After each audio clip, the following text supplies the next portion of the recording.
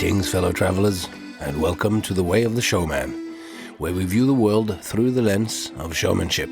I am Captain Frodo, and I will be your host and your guide along the way. When I am working with Mad Apple in Las Vegas, one of the people I have the pleasure of sharing the stage with is Adam Kugler, and he's kind of a quiet guy. You need to be prodding him a little bit before you get to know all the secrets and the incredible stuff that he has done. And the first time around last year when I was there, we spoke, but not quite as much, because he was sitting in a different section of the dressing room than me. But now he's moved up, so we're sitting along the same wall of mirrors, and as we're spending hours there together, we've connected more. And Adam has worked for Ringling Brothers, and then he has worked for Big Apple, and now Mad Apples. He's got two apples in his basket, but Big Apple in New York, the actual Big Apple New York show, and now the Mad Apple at the New York Casino. So that's with Cirque du Soleil then. And those are three giants, like Ringling Brothers, Big Apple, and Cirque du Soleil. Big, important circus shows in history. And as it then turns out, Adam also loves circus history and loves and has an incredible knowledge of circus. One anecdote is that I was saying, I work during the summers, the last 4 years or so, I've worked with this family of clowns or circus performers from more traditional background. And he goes, which, because he then knew, it's Scandinavian clowns. And he said, who was the clowns? And I said, I don't know if you know it. And before me saying it, he goes, is it Bonbon? And it is Bonbon. Lasse Neraga, who is the Bonbon the clown, and his family. So he has a knowledge, detailed and rich, and it's exciting to finally bring him onto the podcast. And I had, of course, as you always do, have the idea that you're going to talk about everything, but time does not permit everything to happen at once. So we're going to have to split this out and into further conversations.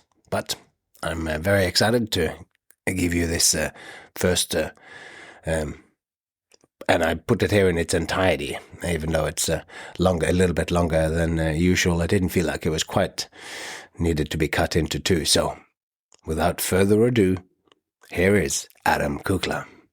I was just going to say, just before we start the interview, just to quickly go onto wherever you get this podcast from, click subscribe. I will love you for it. All right. Now, let's get into today's conversation. So we were talking about juggling and history, and Karl-Heinz Zieten's books, and you were saying about Russian... Yeah, well, you're talking about how history can't be told by one person, and the idea that there's still books on World War II being written, and how that how that applies to juggling.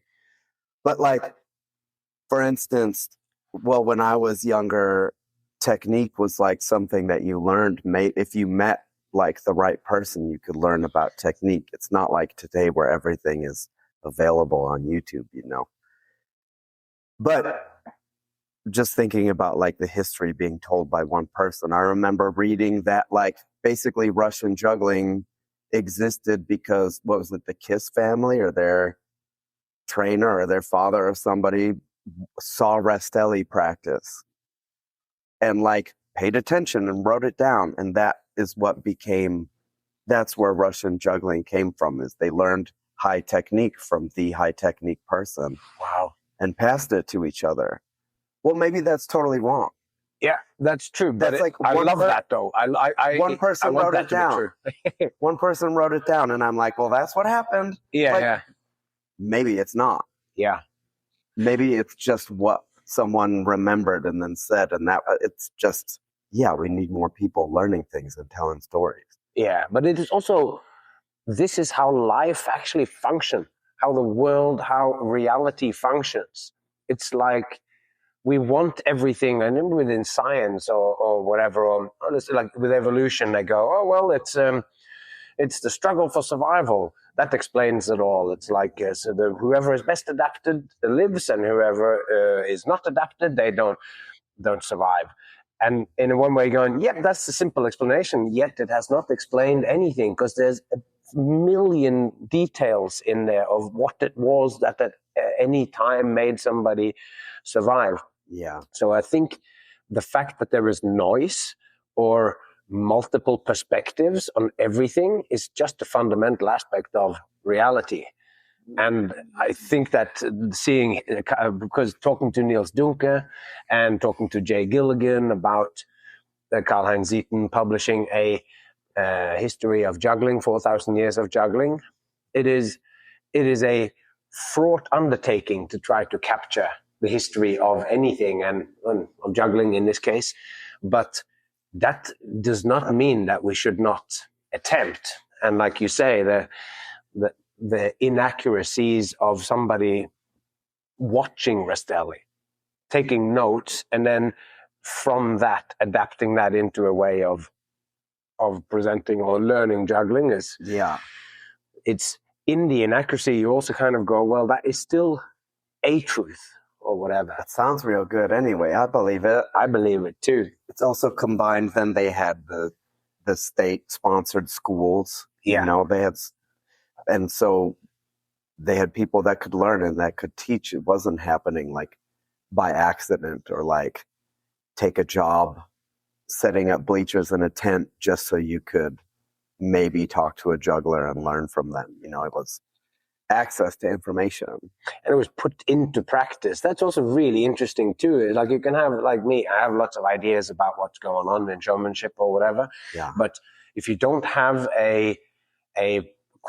have a school or have somebody who listens to you and actually puts that into place. I mean, you do it yourself. You vocalize what it is that you do.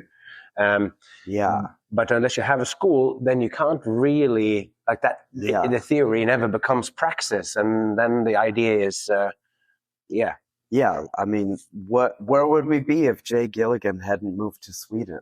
Yeah. You know, like that move, what that did, and now those students and what they have done, and how, like, I mean, you know, in their own way, at their own scale, they've changed the world because he shared his thoughts with people. Yeah. I mean, and it's so interesting being involved in that, and here with Wes Peden and Patrick, and like with War on Mars, with them moving here, and then later on when one of them got injured or whatever, and having Jay come over and juggle as part of it. It's interesting what they've done over there, and what he has then put out for 20 years, working in the Stockholm Circus School, needing to conceptualize, not just like I teach you this trick and then I teach you that trick, but to try to make people take juggling as an art form seriously. So yeah, that's his wonderful kind of contribution to it. Oh, this is your Anyway, so you are a juggler. That's your. But you. Well, I wouldn't. That's okay. Okay. Well, it's interesting because when we properly met working in Mad Apple with Cirque du Soleil, you were employed as a juggler, and you're juggling cigar boxes. But that's changed in the last little bit. It's funny, even now I still I don't know what the 3 levels up from Twitch that word still does to me. Like, I wanted to be a clown.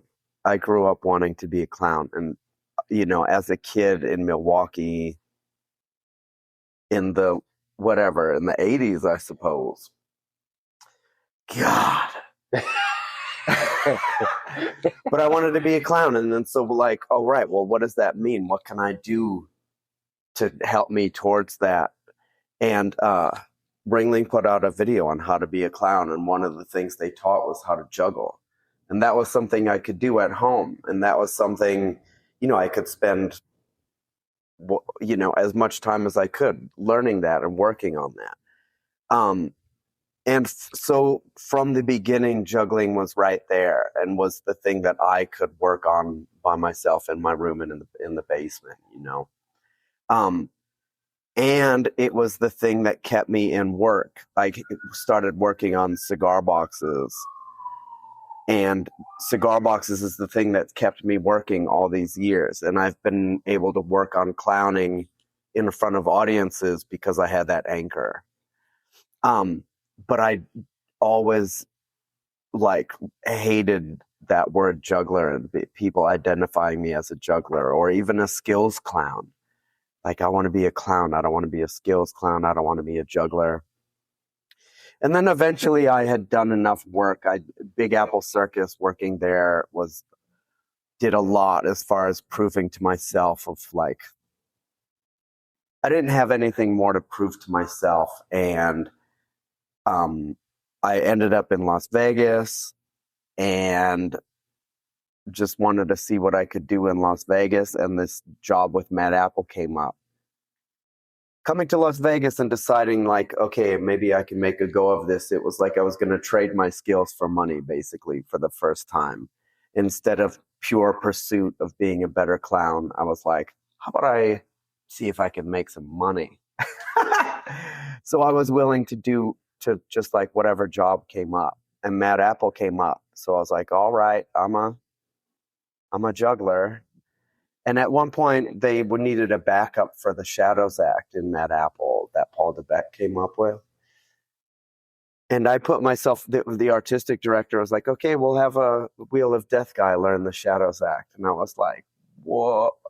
What about me? And he's like, well, you're just the juggler. So that, all right, I'm just a juggler. So when you met me, I was just a juggler. It's just... That's what right when you came around, that's all I was doing. Yeah. The first time, but then when I was the first time, that was last year in 2024. Sure. And then there was about a year or so until I was back, and in that meantime, Paul Debek had gotten more traction with his London Calling show. Yeah. And I don't know what went on there, but he was going to license the act to Cirque with having you do it. So that was, but you were practicing then, and you did your first shows whilst I was there doing the Shadows. Gosh.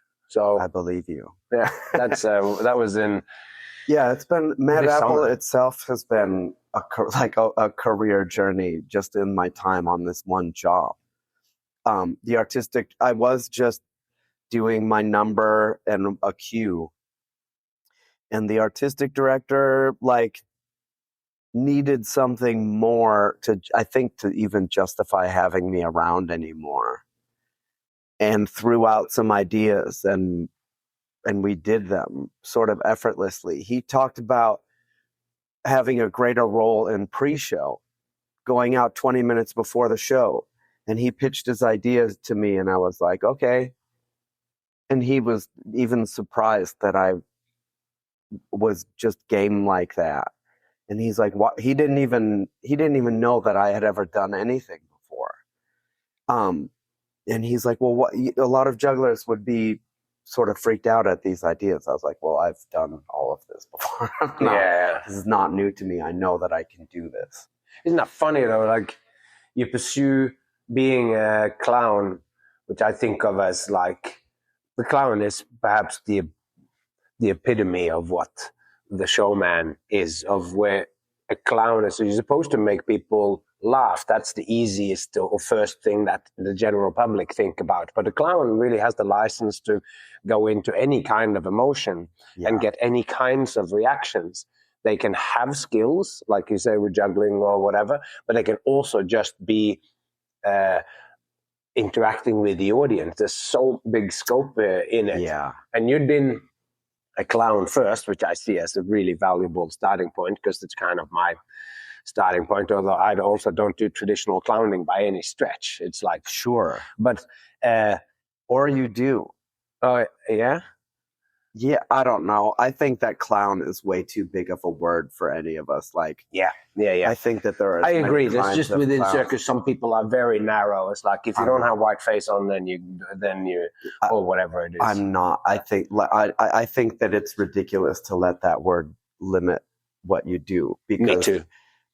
Clown, like, I think clowns were invented like shortly after humans. You know, Yeah. like it's just you can't claim Charlie Chaplin as a clown and claim like ancient people as clowns and then try to limit to a specific thing today. No, it's kind of ridiculous. I agree too. I believe that it's an archetype or so. It's like in a Jungian kind of sense. This is something that goes so deep that it goes into the territory of shamanism, which is also like a proto-religion / proto-medicine / proto-entertainment for like it's got all these elements kind of baked into it that then has separated out. And I often find that people name things too small, saying this is what a juggler is.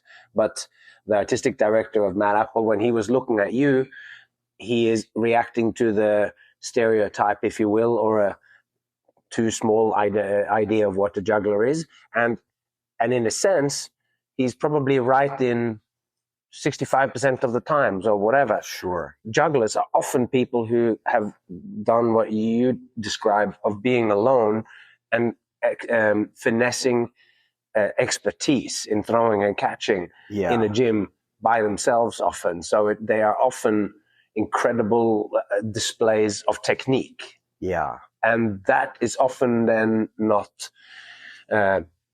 easy. It's not easy for them to take the step out and interact with the crowd like you're doing. Yeah.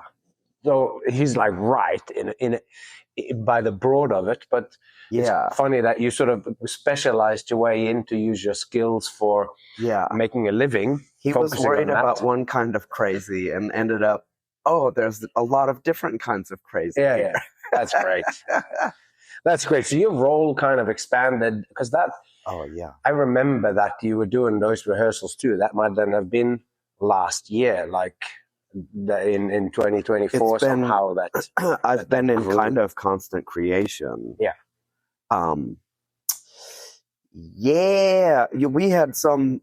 There's some of the stuff. It's like the easiest and the hardest job I ever had. Like you would think Cirque du Soleil on the Las Vegas Strip that you would have months of rehearsal to try out a new moment, and no, we would have a 5-minute conversation. The boss would say, "Hey, I'm looking for." He would talk about blocking and artistic vision with Paul Debek and I, and we would improvise a walkthrough one time, and that was it. And then it was in the show that night in like an hour and a half. Like the amount, just all of our instincts and experience we've had to draw on constantly. It's pretty wild and fun. So fun. But also then there would be tuning. Like if he would probably see it that night, and if he had and usually I would assume, just because it's also not coincidental. Like before he put you in the position where you were going to go out there, he had worked with you for some time. Yeah. He had worked with Debek from the beginning, kind of, he'd been there from the beginning. So he knew his work and had seen him interact and been in creation with him. So when he goes, does 5 minutes of blocking with you, it also is implied a deep trust there as well. 100%. And also, luck, whatever. Yeah. Also, you ended up with Paul and I together, and each of us have really similar, like we knew what we were doing. We just had the same goals. We had the same, we understand the world of Mad Apple really well together. So we didn't have issues of vocabulary, and we didn't have issues of like limitations on what our characters can do. Like he could give me a look and I knew what he was saying. You hear about these things, and we had that going on, that magic. It made things really easy. We're both really capable. Yeah, we would know what each other were doing. We weren't stepping on each other's toes. We were taking turns and hitting the ball back and forth, you know. So fun. Yeah. And but it is also like the scope of it is different from when you go out and jam on most shows that I've been on. Like you say, Cirque du Soleil in a huge 1,300-seater theater on the strip of Las Vegas. People are paying a serious amount of money every time they come in, so they're expecting a certain thing. So but that's also like it's a great fuel as well for channeling the best you. Yeah. With the pressure of that. Are people going to hear these airplanes? I don't know. If they do, they can just edit it out in their mind. Or I would prefer, I want to throw this out there because I feel like a lot of your audience maybe has some of the same like history as we probably do. But that movie Funny Bones, like Lee Evans and his family live in the park under the roller coaster, and I want people to think of me like that. Yeah. Except it's under an airport that I happen to live at the moment. I find that though, like that's it's like them living under a roller coaster, and that's the sort of what people want it to be. But the more the real life of what it is to be a performer or whatever, I have this of spending time in motels or hotels or by the airport and spending time in waiting for stuff.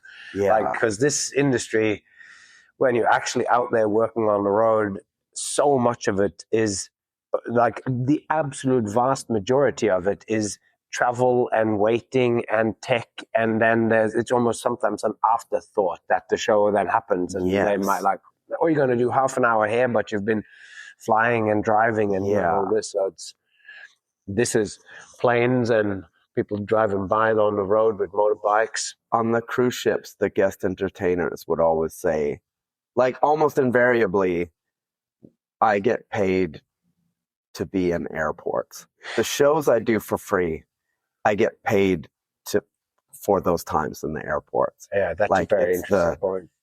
I get paid to sleep in moldy hotels. I get, like that's, it's the stuff. A lot of people, we end up in this world because of the dreams of a child, and then you stay in the places you stay so you can do the thing you love to do.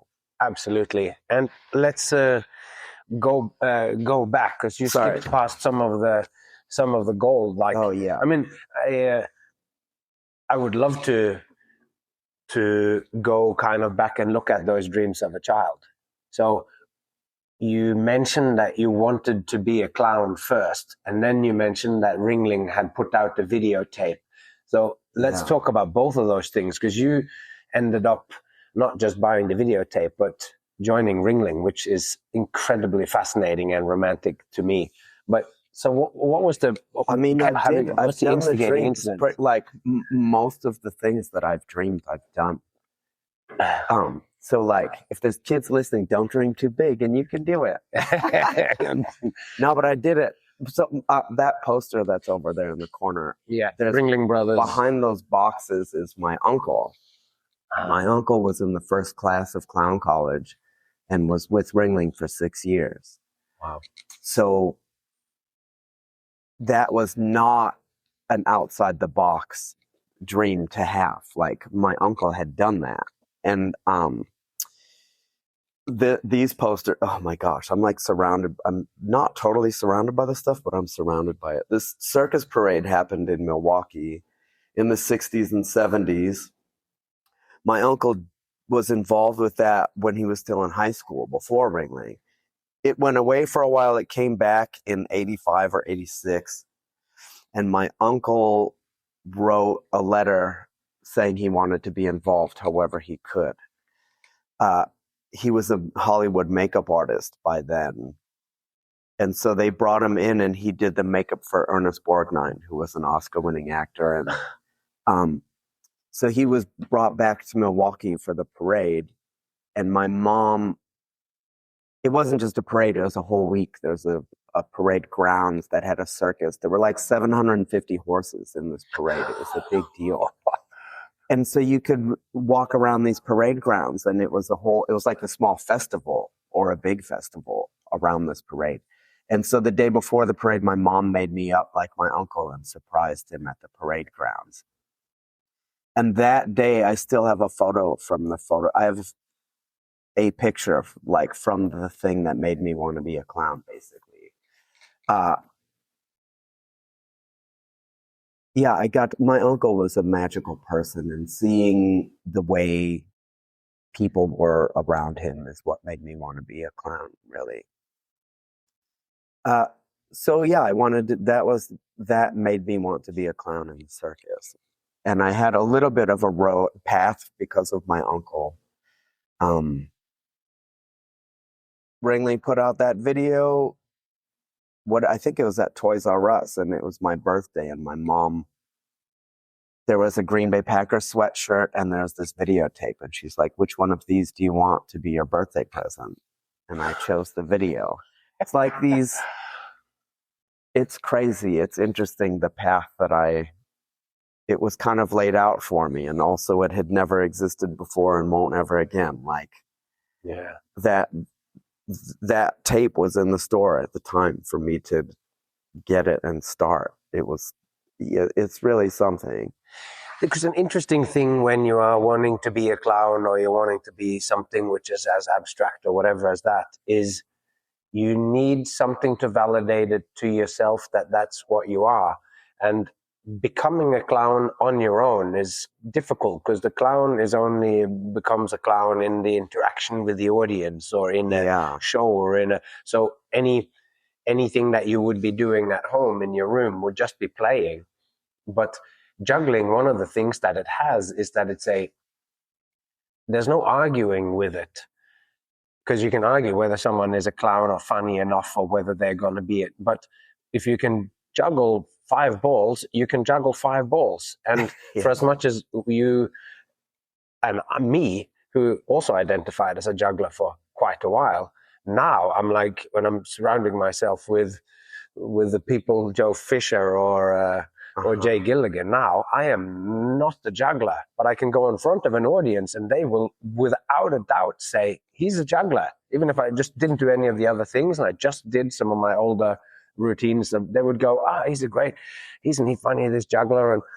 But so putting that aside, just looking at the fact that you got that videotape, it sort of is, it gives you some tangible proof to yourself. I can do that. Yeah, I can do this. Yeah, I can learn how to put makeup on. I can learn a skit.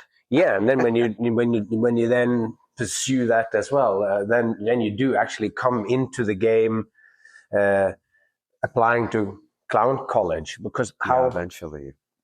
So you did all the juggling and stuff on your own for how long before you actually? So there were a number of things that popped up over the years. The Ringling Brothers are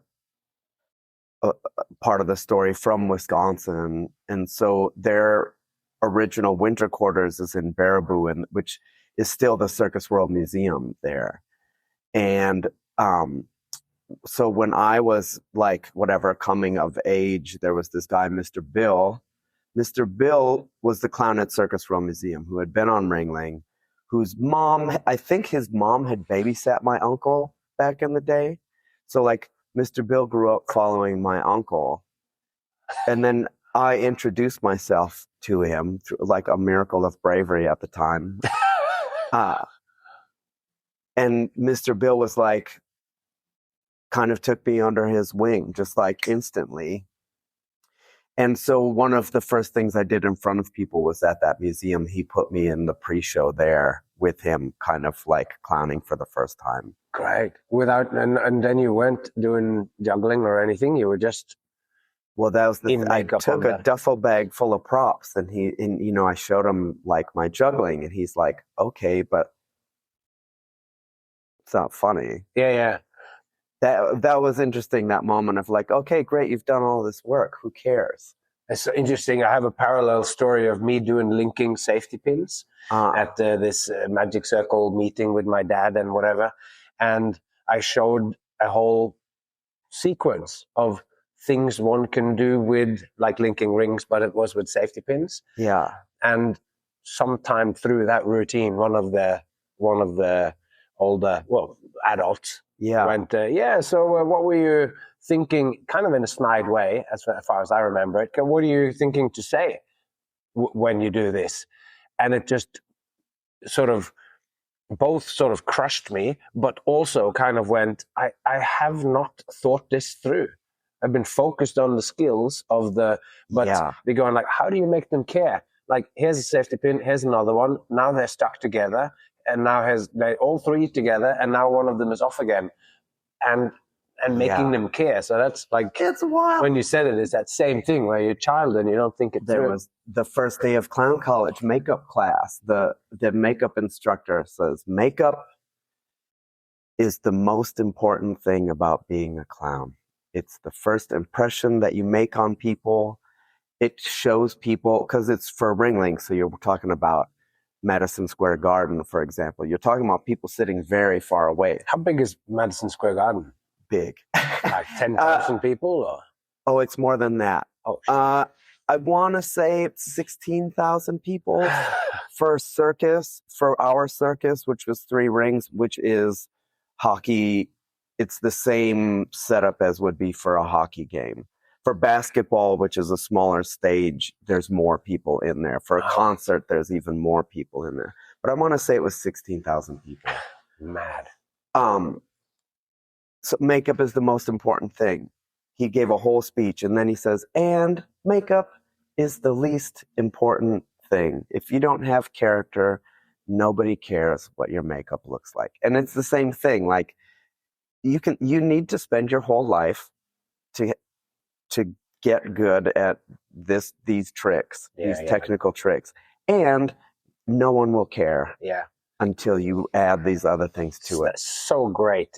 I love that. I love dichotomies like that, but also I love like paradoxes. And I think when you really get into the soul of what we talk about, circus and showmanship, I do think that it's just riddled with these paradoxes. Like when people go, it doesn't matter what you do, it's how you do it. And I'm like, it doesn't matter what you do, as long as it's really good.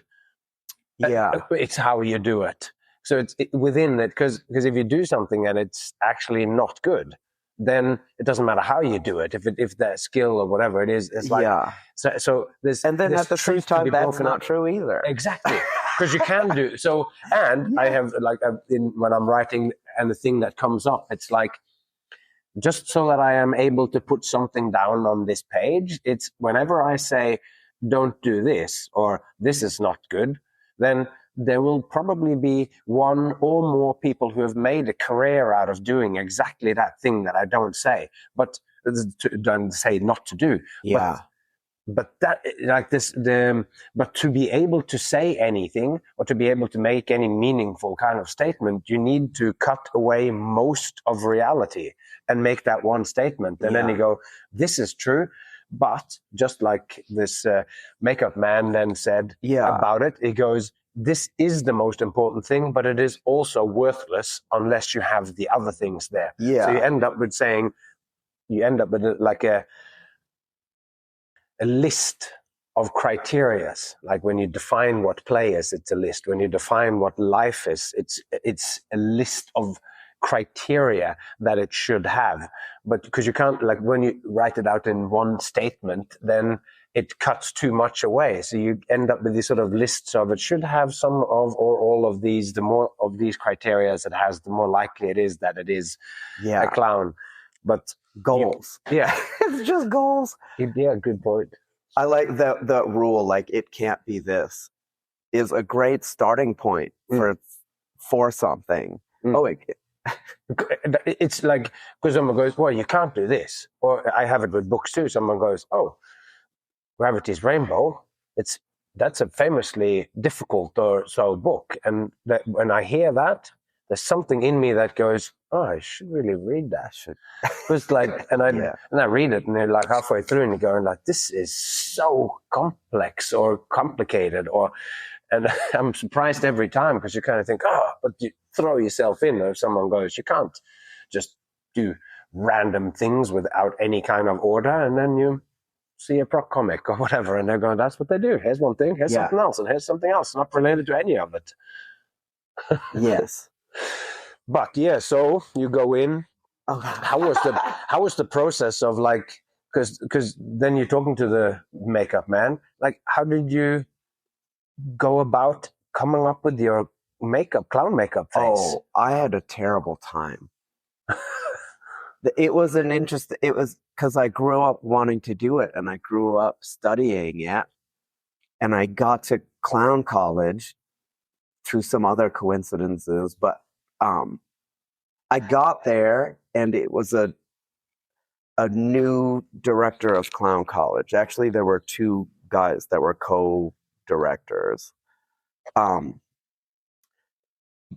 But the directive that they had been given by their boss was, it has to be different. Good luck. Like, what is that? And so it was really interesting, because they didn't know what that answer was. So they threw everything at us. The instructors that they brought, rather than a whole faculty that could point us in a direction, they brought in a faculty that pointed us in every direction. And makeup was one of the places where they threw us in a bunch of directions.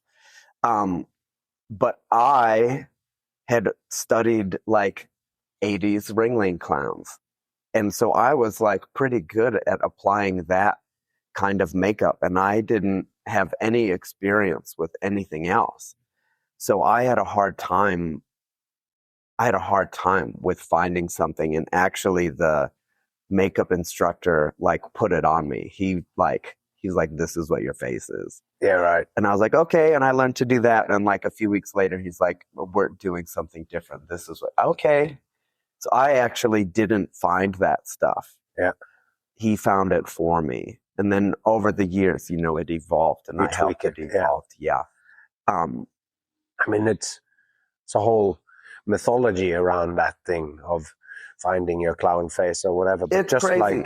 Just like with everything, it's also much more for me. It's these things of, it's like you take this decision and then take another decision, and then you go, well, we need to do this now. And acts that I do are often because I was thrown into a situation where you go, we need actually 45 minutes. Yeah. And then you have one day to think about it, or you're just going, yeah, no problem. And then you go, what am I going to do? And sometimes that thing becomes a big part of the next step forward. Makeup, I was working with Circus Theme, which is a youth program in Chicago.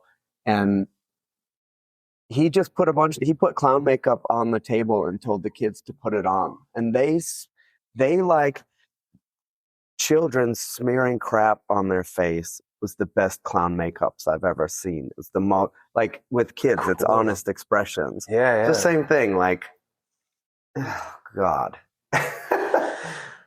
It's incredible. There is no way to get to it. And the purity of the worst makeup you've ever seen being the best makeup you've ever seen it's all so messed up, man. Yeah.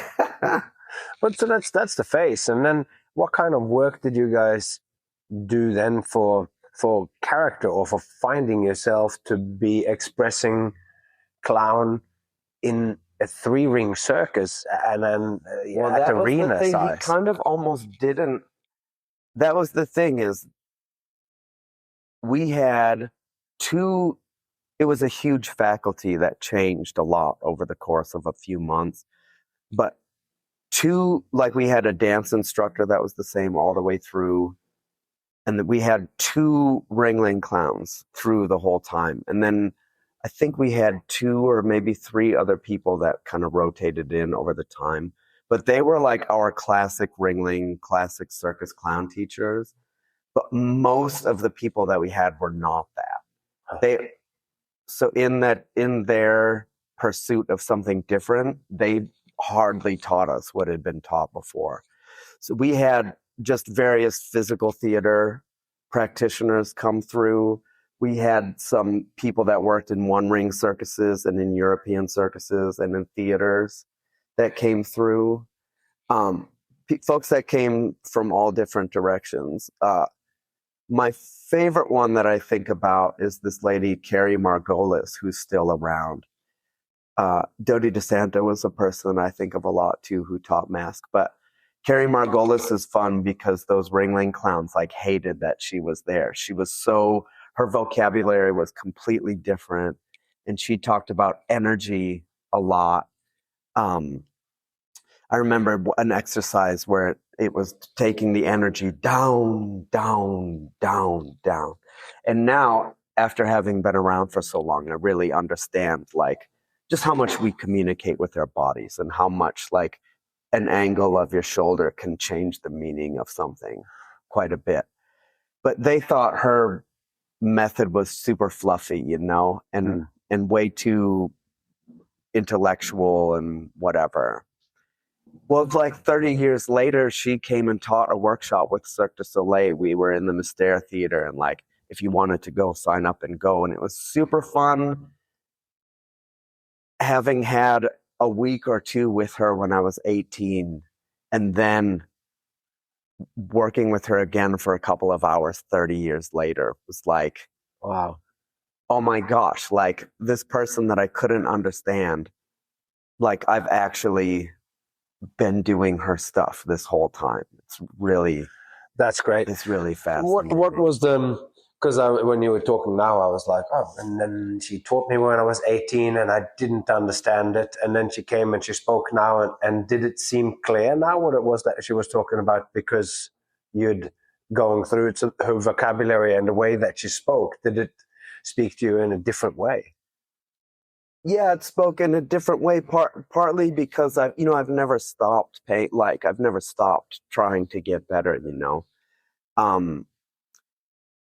And also, so I've had a lot more input over the years. And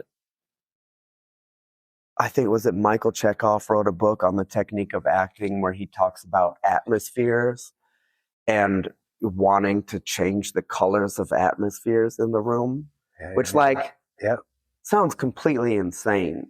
Null, in his book, Clown Manifesto, talks about this too, painting the room red. Maybe that's where it comes from. Anyway, yeah. Maybe. But also, we come to these realizations over the years. But like atmospheres, for instance, like at Mad Apple, we're dealing with different atmospheres all the time.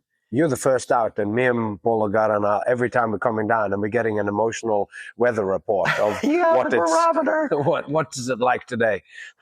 And it's crazy out there. And sometimes the atmosphere in the room is exactly what like our wheelhouse. And I know that each of us is going to go out there and just knock it out of the park, for an American saying. Like, you're just going to go out there and do the thing you love, and they are going to love it and love you for doing it. And it's perfect for all of us. And sometimes they're grumpy. Yeah. You know, sometimes that atmosphere in the room is not conducive, and we have to pull on our experience to change us or change them so that our atmospheres line up. And so we're going in the same direction towards whatever it is that we're doing. Well, the goal of getting the maximum amount of enjoyment out of the situation for us and them, or whatever. There's these ideas of art and entertainment, and we're like in the blender of those things all the time. Yeah, it's wild. But anyway, it's not as simple as like slapping someone and chasing each other and a pants drop. You know, like it's as big as you want to make it, you know. So that was the thing about Carrie Margolis and these other people, is that it just broadened the world, and just the idea that this thing that we do is bigger than any of us, and that there's as many ways of approaching the work as there are people that doing it. Super interesting. And because my understanding of what the clown college was maybe then before this was more hands-on practical. This is some material that we're going to do. We're teaching skits, and we're going out, and you're treating it almost like theater in a way, in the way that you're going, this is the skit, we have these props, we're going to come out, this one is used like this. If you can come up with something more, great. If you can make this into a whole bit, then go.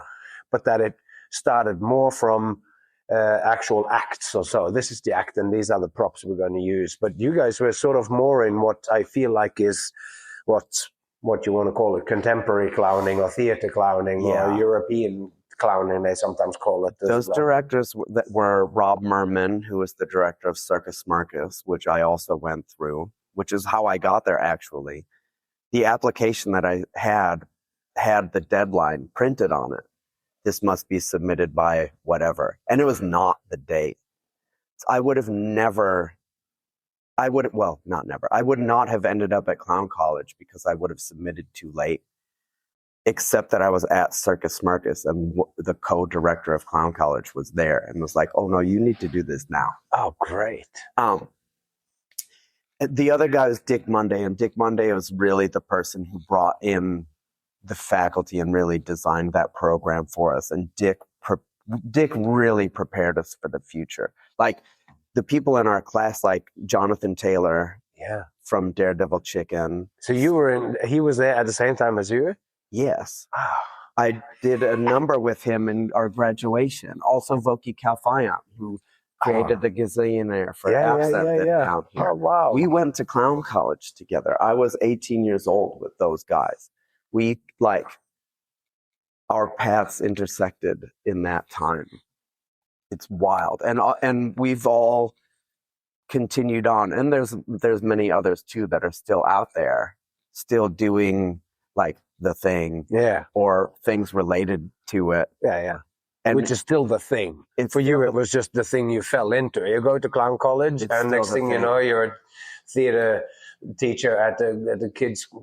There's just so many directions you can go, and then you never strayed off the path. It just went to and a lot of that has to do with Dick Monday bringing together that group of people who showed us the world.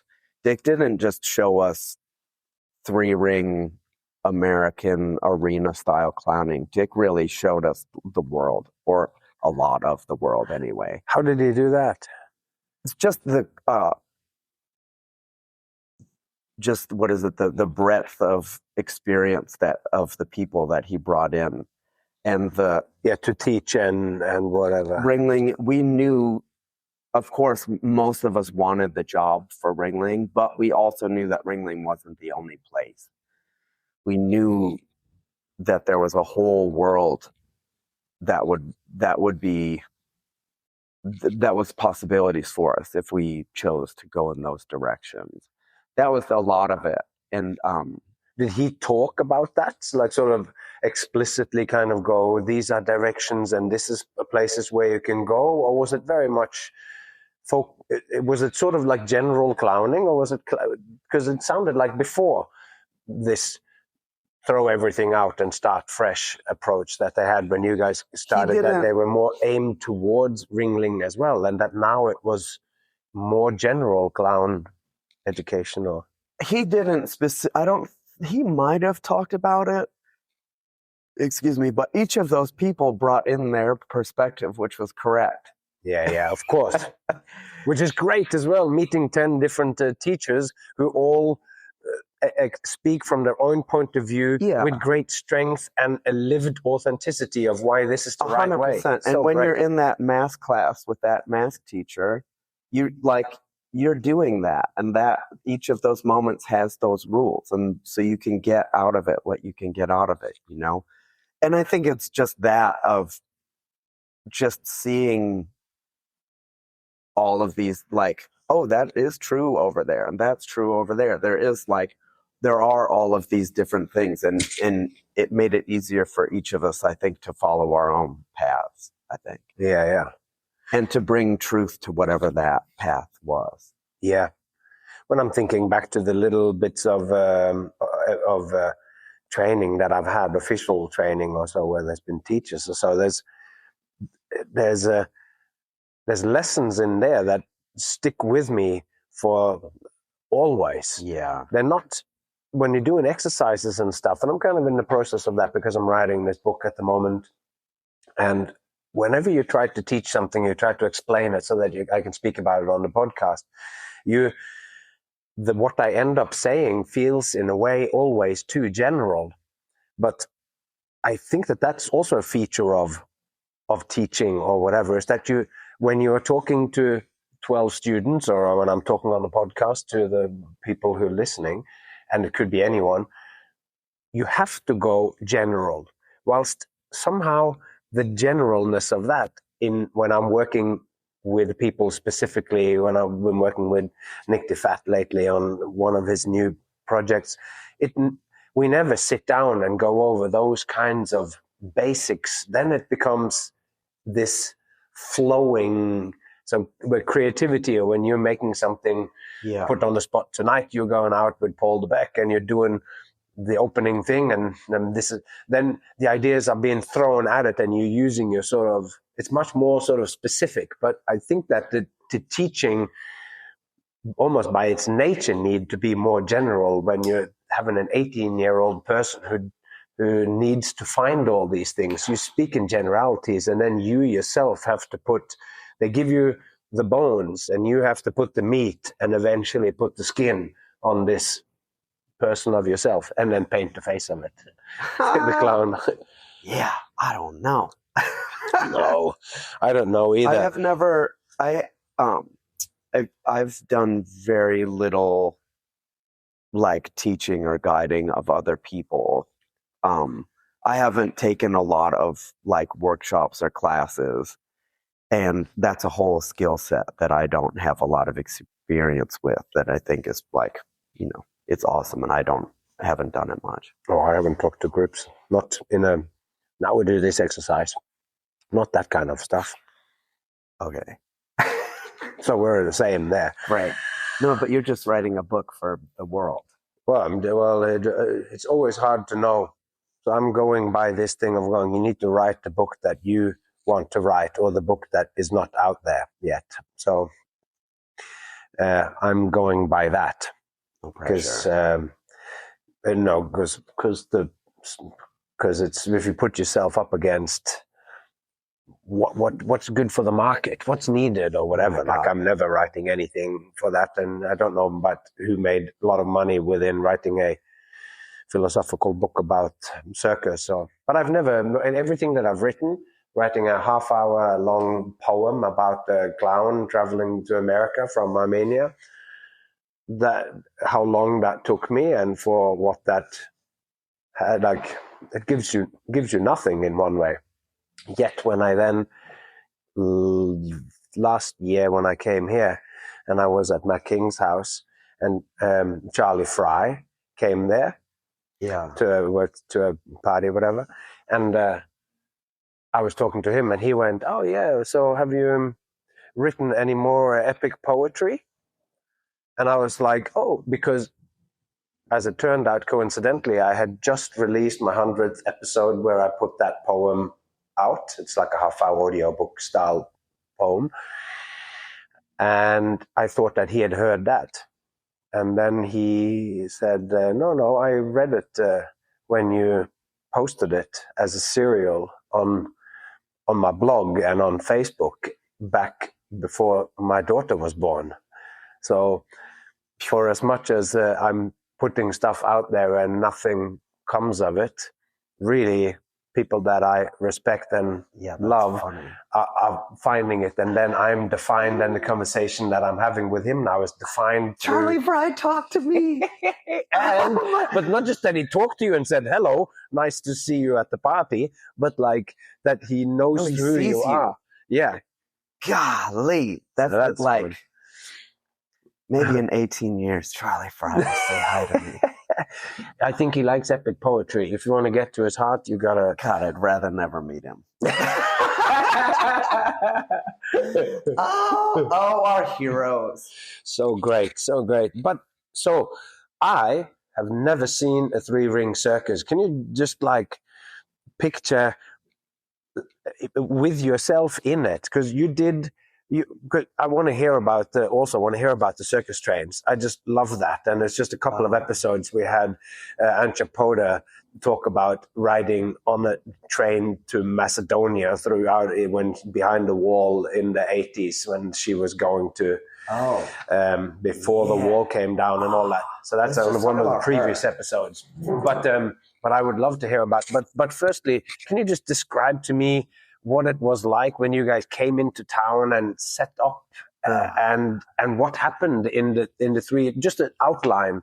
No. Okay. Gee, well, what part? This is the thing. Like you said, you can narrow it down. How about with like instead of painting the painting that big, like how does it actually technically work with the three acts going on, and some memories that you have of what happened in the center ring and what on the other rings, and how you guys then as clowns came into it at some point? Okay, thank you. So I was there specifically during a time in the 90s. I was there. I got there at the end of 95, and I left at the end of 99. So, it's a living form. Things change over the years, lots of considerations. By the time I was there were fewer three-ring displays than there had been, right? Now, so I would say that it was put together in different ways. So you might have 3 rings of dog acts, and those dog acts might all be different. One might be kind of on the clown side, one might be like on a really show high-level tricks side, and they would all be going on at the same time without much to do with each other. But then there would also be, now when I was there, we had, on this one tour, we had in ring 1 and 3 Russian swing acts. Can I just use those words without having to describe what that is? Well, yeah. Yes, you can. Okay, thank you. And then a teeterboard act in the middle, right? Now, those acts would be going on, but they wouldn't be, it wasn't just chaos. They would be paying attention to each other. So they weren't like they weren't competing with each other necessarily with tricks. Their big tricks would be happening, so you could see each of them. But the audience might have to. Yeah, you're moving your eyes, tracking what's going on. Chaotic for the audience. Was those acts then put together from scratch by Ringling? Or they brought them in and then just had somebody tune them so that they fitted together? Whose job it was to hire acts. They hired acts, and the acts would come in. And I think likely there was just coordination between the acts. Yeah. Or maybe there was, just the nature, you can't just flip people constantly. Exactly. There were lulls in the action. So there might have been some sort of collaboration between the groups. I was so focused on myself also at the time that I don't know what happened. We're just painting in broad brushstrokes here, but that's basically like, that's a great description of what it is. It's like, well, we don't start your next sequence until the ones on the right have finished their main thing, because then they go into stylings, and all acts, like all teeterboard acts, is like the jumping up and down, but then there's the bits in between. What do you do in those bits? Or else you just have a 5-minute. And in the example of those acts, the swing acts would finish, and then the teeterboard would do their last trick. Which is a triple somersault on one stilt. Which, like, silence. Having a whole arena full of people go absolutely silent to watch a single feat, and then to go absolutely insane, because it was absolutely insane how high that guy would fly. And how much he would turn with a stilt attached to him, and then just land on that tiny little point. Hearing a whole building full of people go silent and then go crazy was a neat thing to be around. It's like it's gladiatorial in size, like with where everything gets down to one focused moment, where and the power of that, I think it grows with two people talking. If it goes quiet in between, it can be calm. But the more people that's waiting, that builds up this tension. Yeah. I have sometimes divide that word up to attention builds, attention builds. It's like, and it just grows until, so when that's released, I can only imagine what it's like. Yeah, like 16,000. the sound of an arena laughing doesn't sound like laughs anymore. And it's the same thing. It's just this noise. It's a monster. It was wild. And then there's the clowns in all of that, right? So we had production numbers where the whole cast is doing spectacle, and the clowns would be a part of that. And so we would maybe be, like my first year, I was a part of a caterpillar, which was each, maybe say 10 clowns that were like bent over with like teal sheets. And so each of us became like a part of the body of a caterpillar. Oh yeah. And then at a certain point, those sheets would flip over and we all became bumblebees that just like chaotically ran around a ring, you know.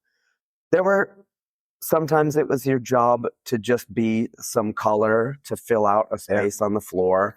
Sometimes we all worked together to fill an act in the show. Sometimes we all worked separately to cover like scene changes, basically.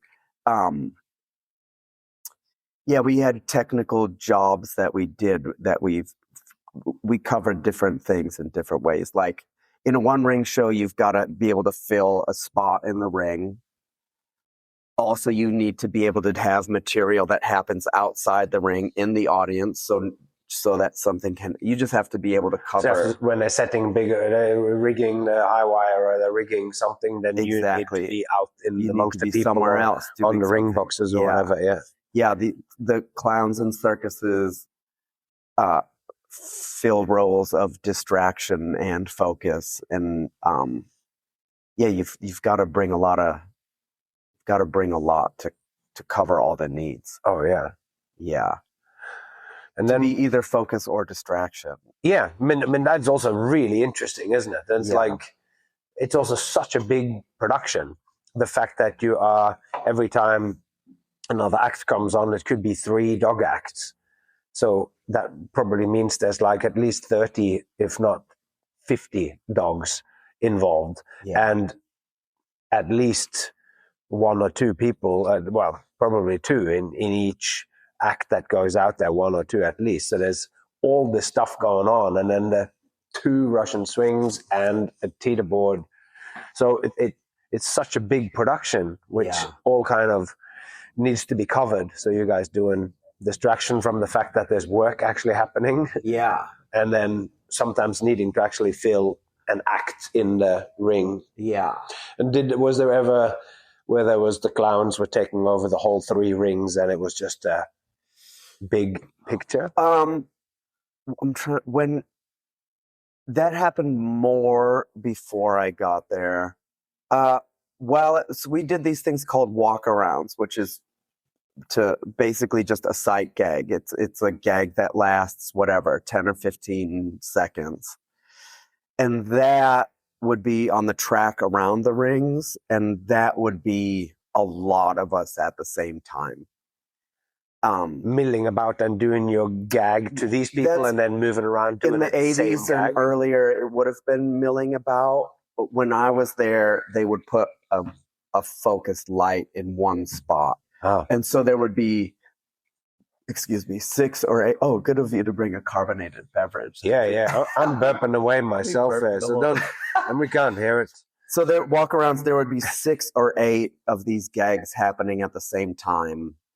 And then those lights would all go out and a second set of lights would all come up, staggered around the arena floor. Those gags would end at the same time, and then a second set would start.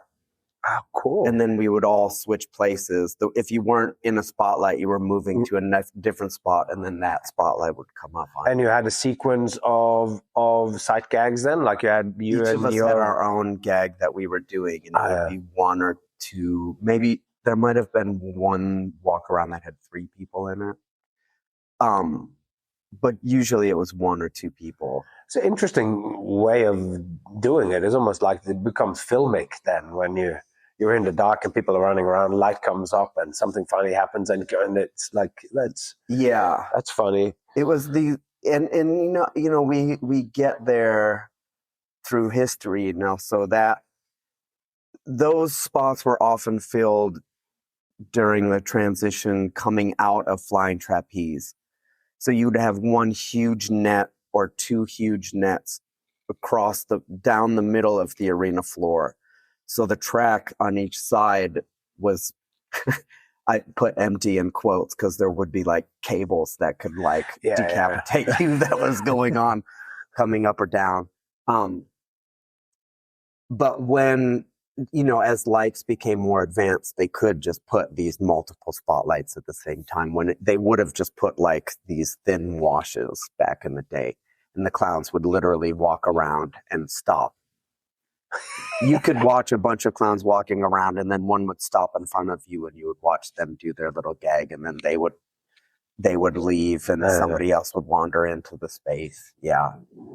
I hope that I'm not just rambling. No, you're not rambling. I'm seeing it here. I'll give you the example. So my walk around, the show was created. This I'm specifically talking about. It was a sideshow themed show, so everybody came up with sideshow themed walkarounds. I happened to not be in the walkarounds actually at that when the show was created, and then later they needed a lot of what I've done in my time has been like I've fallen into it. They need something, and I say, well, I've got something.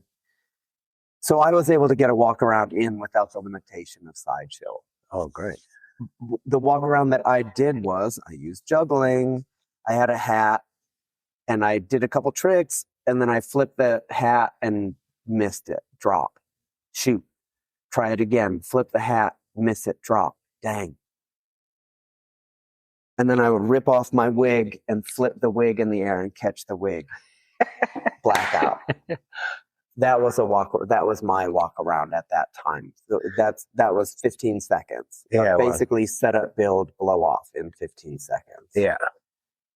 But that's a great example of it. It's like it's skill, problem, solution. That's like bam, bam, bam, beginning, middle, and end. And to do it, that's been my formula.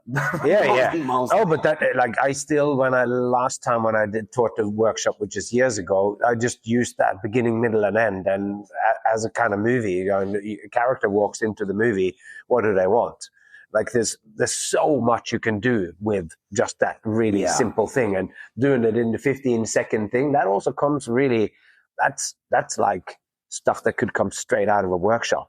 Yeah. And if you're not overly critical or looking at more, then a sequence of 10 of those makes up an act or whatever. Another one of my friend Todd Zimmerman, who's still in the gang. Todd had his was a sideshow example. He had a bed of nails. And, he lays down on the bed of nails and then he gets up and he takes a drink of water, and then water just spouts from all over his body. Oh, right, funny. Blackout. Great. As an example, that was one of my favorite ideas and executions. So fun. In a theme. And such a big production. Oh, having a suit that can squirt water. Oh my Lord. Because you take the image and then I'm going like, that is such a great idea. And I'm going, oh man. For a 15-second gag. It's a great idea. And now, congratulations, for 2 years, you're going to be fixing hoses inside of a costume. Great idea. Yeah. Great idea. Now, every show, you have to make sure that you have a squeeze bulb filled with water. Like all of that. Yeah. It's so much work. Congratulations. But then let's say that then the show is finished. What happened and how did you guys get onto the train and whatever? Load out. I was never really involved in load in, which I loved. Load out was fun. The load out, and now it's still now I'm in one spot, so it's weird. But loadout started as soon as the show started. Like everything as it was coming off of the floor was getting put into a wagon. So like by the end of intermission, the first half of the show, a lot of it was packed up and a lot of it was already on its way to the train. We traveled by train. There was flatbeds that had wagons on them, and then there were cars where we lived and slept, and then there were cars that had animals on them. So yeah, those flatbeds. And then so like the beginning of the show would be packed first and unpacked last. It was back in the day, the military studied how circuses traveled because a whole train pulls up and, you know, unloads in hours and sets up a city in hours. Yeah, logistics on a scale that is almost unimaginable. Unimaginable. You have to learn from someone. Yeah. Yeah. So that's the thing. There was choreography. You really, I mean, you had to, working there, you had to be paying attention to where you were because it's an arena. So there's trucks driving around backstage. Yeah. Well, like, lifting and carrying everything. And yeah. So then the train, you got by the, so which years was this? Was it that you were there? I was there in like the second half of the 90s. Yeah. And then did you guys travel with trains that were rented by they were owned by the company. It was the world's largest, I think it was the world's largest privately owned train. They had a train for the red show, train for the blue show. They said it was a mile long, which it wasn't, but it was long. It was long. It wasn't just a couple. That was an emotional number that we can go with. It was a mile long. Oh, great. It's like they used to have that on the posters back in the day. 100 clowns. Yeah. There was 30. 10 in one. There was 3 people working and each did 1 or 2 acts. That's just like... Exactly. Showbiz, baby. Yeah. We're selling dreams, not like boring reality on how many people there actually was and who wore what costume. Say the train is a mile long. Like, I don't know. Measure it. Yeah. Get out your stick and start. Yeah. I had, so my first year on the Blue Show, we are on our clown car at the time. Our rooms were 5 feet by 7 feet. So I could put my arms out, straight out to the side, palms up. I could put it was the exact size of palm to palm across my arms was that. And then it was a little bit longer than my body. And did it have a fold-up bed on the side and a fold-down desk? So a bed made of a few different cushions. The middle part of the bed could be lifted up and put into the wall, and that would become a table. Like that. Yeah. The ends were the chairs that you could sit on. I never would do that orientation. You could wake up in bed, have breakfast, brush your teeth, get dressed, and also never get out of bed. All of that could be done / had to be done without getting out of bed, technically. Yeah.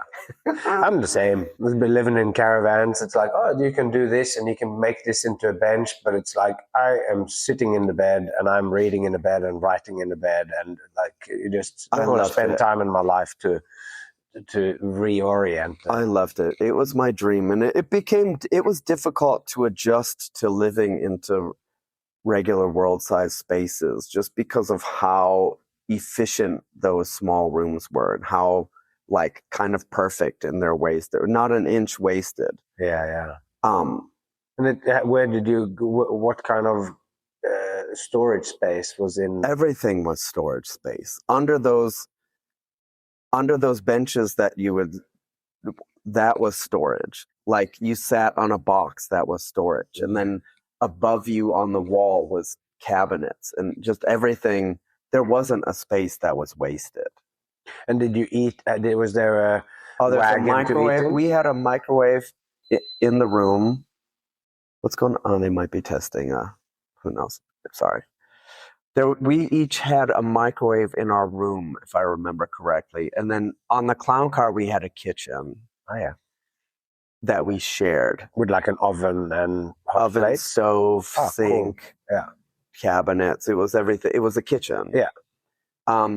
There was also the Chinese troupe had their own car that had their own kitchen. Oh, yeah.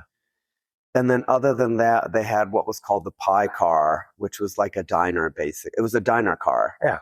So that, and then everybody in their own rooms had whatever cooking implements. That was probably terrible ideas, but that's just how we did it. So later when I moved to a bigger room, I had a burner. Yeah. And a toaster oven and a microwave. Yeah, that's all you need. That's all you need. And the pie cart, was that like at prices that was like so that you could eat there, or was it like restaurant prices? Or? Oh, well, that's funny. That's two different. It was all very reasonably priced food. Yeah. But for what everybody was getting paid, it was kind of restaurant. There you go. That's so funny, because I was just like it's famously when you're one of 18, was it that you guys were one of 18 clowns or whatever, that you are not being paid monster wages. So no, when you're not being paid much, a $3 sandwich or whatever is all of a sudden actually it's $3. That's $3. It's like I need that. Yeah. Yeah. Well, I don't know. I feel like that what we were paid was kind of part of the lore. Like if people are reading books about this stuff, they're seeing numbers. There was a time when people I don't know, my first year we were paid I think it was $225 a week. Yeah, well. And the room goes silent. But it also is like when we did the first Kamikaze tour in 1998 with Kamikaze Freak Show, because of situations and as it always is, we were getting £40 a day, 40 British pounds a day to do the show, and we toured and drove and. Millionaires. Well, I was subsidizing myself by doing street shows. That's how I could survive or whatever. Yeah. But anyway, that went up when there was other situations or whatever. Yeah. But it's also very different when you're 18, 19 or whatever that you were, and you're just starting out, because you aren't actually that good then. You're all right and you do a good job, but you're not that person who can go, no, if you want me to go through the racket, you have to pay this price. If you're just after someone to go through the rackets, then of course you can find someone that's cheaper. But when you're 18, 19, you're that someone. You are that someone. And the 100%. fact that you're working with Ringling Brothers is just insane. I had with that job specifically, I was there for 4 years doing. We were contracted for 13 shows a week, but most of the time we probably did 10, something like that. But you had an audience all the time. And we had a show that was supposed to be the same. But we found opportunities that we would do school shows as publicity. I did a lot of those where you could try out stuff. But for me, most of my growth has happened in front of audiences, trying things out and failing or succeeding and chipping away at it over the time. So that was my school. It's your 10,000 hours. I didn't need money. I didn't have any debt. I've never had debt in my life until starting on Monday. Yeah, because you came here to make money, and now you've just bought a house. So it's just so exciting. Anyway, because that in terms of fulfilling dreams. Yeah, and that was never a part of the dream, but here we are. Yeah. But anyway, the experience was invaluable, and I've in my time I have found my path by being. A lot of my jobs, I haven't known that I was qualified to do them until I did them. I've always tried to get work like just out of the reach that I knew, so that I've been continually growing as I've gone along. I think that is pretty much also the definition of the flow state. It's that you have like, you know, the concept of flow. It's if you're right on the edge of what your abilities are, and you're making headways. You're at the front, like it's almost like you're surfing a wave or whatever. So I think that's a wonderful place I'm to still be. in it, right? Yeah. And you've seen it.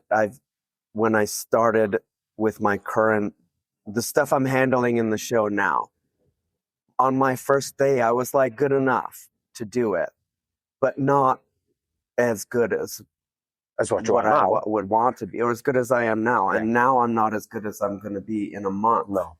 I started as good enough, and I'm constantly chipping away, trying to hone each bit, trying to find new moments, trying to fill it out. Having that same amount of time given to you and finding more and more moments that you can replicate 10 times a week. And in the beginning, it was enough. But now that gag is landing better. This moment is getting and then you until those are coming so quick that it's no room for more. And or whatever. it's starting. There's moments that are starting to be real joyous, and they're coming from real pain. It's so been fun. I'm finding, because part of the thing about Vegas is how easy some nights are and how hard some nights are. And those easy nights, those publics are really communicating to me what's solid and what's not solid, and they're helping me find the bits that are starting to work with those audiences that are difficult or impossible. That's right.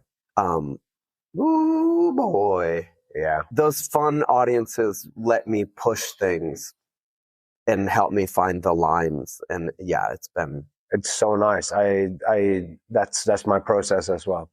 You go out and then a hard audience, and sometimes I say something, or you try to grab them, and then that can be the seed. And sometimes it's the ones that really just love you, and then you feel so free that you let yourself go. So both of those, I sometimes say stuff to get a reaction, and when I can't, but sometimes it's also that flow of going, I can do no wrong, so you feel comfortable, so you go into a slight little territory that you haven't been before, because you find that wrong. Yeah. From where you can do no wrong, you find out. Oh, you could. You can.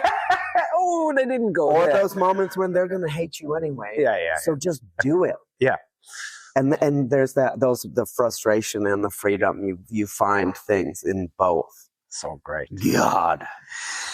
Hey, that's taking us up to past the hour, but we haven't even touched on everything. So as it always is, as opposed to try to cram everything into 1 hour, when the situation and opportunity arises again, I'd love to continue, because we never went to you've been in all kinds of Apple shows, and we didn't really talk to the Big Apple now that you're in the Mad Apple. Big Apple, Mad Apple, and everywhere. I think maybe you're kind of the same. I feel like I've worked in just about every kind of venue that you could think of.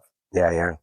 Boats and bullfighting rings, and I want to hear about all of that. Festivals and fairs and and from the legitimate to the illegitimate, and And also, we haven't really touched on all of which I get through talking in the dressing room and everything, just on the history and everything too. So there's so much more to be mined as it comes out in conversation. But this has been so great for me, because I haven't really spoken to someone before who has shared as much about being with Ringling, which is this. They before Cirque du Soleil, they were the big one. People. I don't think so. Like, from the numbers of my thing, when I talk to people who are more successful, then you can see that I'm doing that. But I am pursuing my own interests through the people I talk to. 100%, so it's 100%. But I have been thinking that. I've been thinking I should pursue it, and I should try to pull in people that I know that already have followings too. But I always just go with what I am. Art and entertainment. Yeah. Right. You're in pursuit of a fulfillment that has nothing to do with numbers. And that's what is, because it's your thing and what makes you special, and why your book is going to be special, because it's your your Perspective. your perspective Yeah, and yeah. your pursuit. Yeah. Yeah. Awesome. Right? So much. Right, everyone.